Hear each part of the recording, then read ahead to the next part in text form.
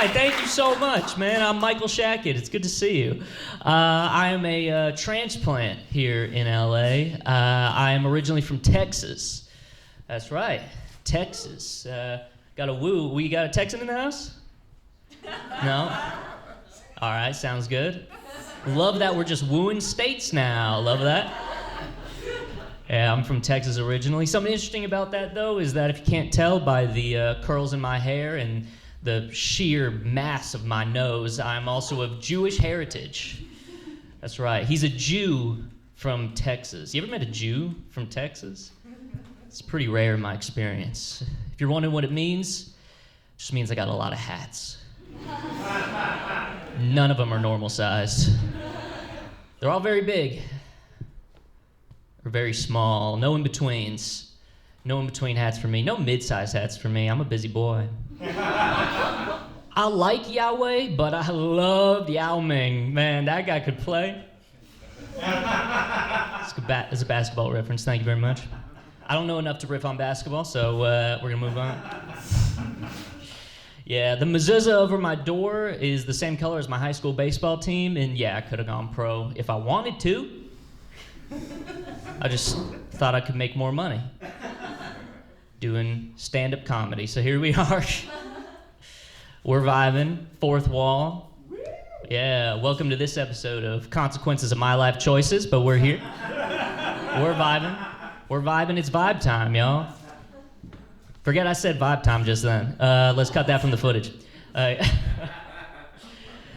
We're in LA though, man. I love LA. This stool's in my way. I love LA, man. I do. LA is so progressive, they let blind people drive here. This is crazy. It's great, man. I love it. No, I do love progression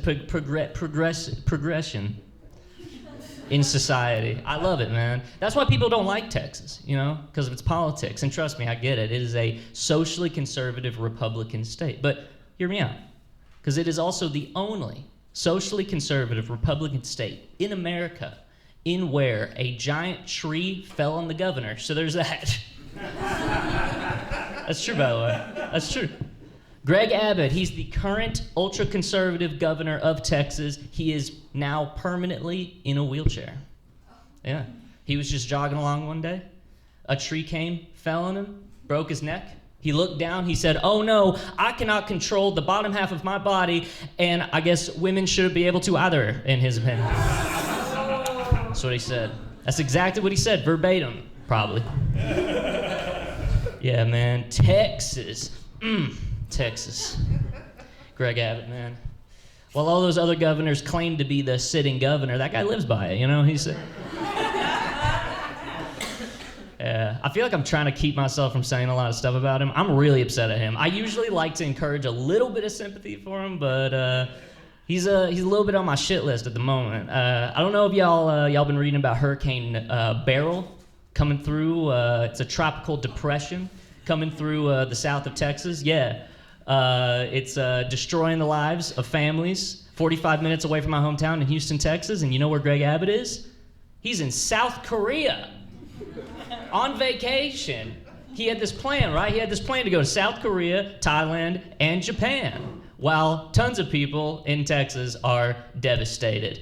Wanting the governor's leadership, but he's off there doing whatever, being on vacation. And he could have said while he was there, you know, he could have said, "Hey, start up the jet, pack the bags. My state is in danger." He had the opportunity to say the best pun in American history by putting on some aviators and going, "Let's roll." But he didn't do that. He didn't do that. He stayed. While this was happening, he decided to stay in South Korea because he said he is on a mission of economic development in foreign affairs. You're a governor. What foreign affairs are you talking about? Foreign affairs? You are the governor of the state of Texas. Your foreign affairs are not with Thailand, they're with Louisiana.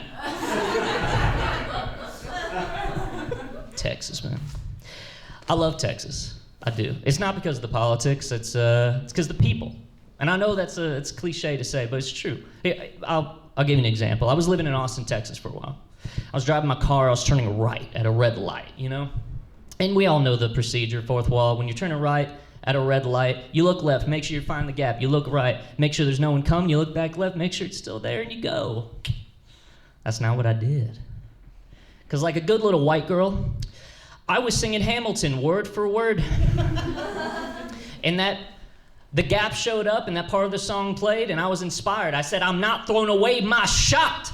So I hit the gas, I looked up, and that is when I saw a man on a bicycle. Like it was a movie. This guy rolls onto the hood of my car. I slam on the brakes, he flies off, smacks on the pavement. I thought, he's dead. He's dead. I just murdered a man.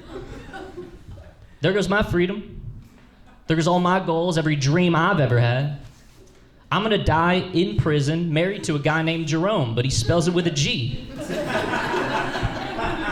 This is what this man from Austin, Texas did after precisely 0.5 seconds on the ground. Shaw. I mean, he just kept going. Just kept going down.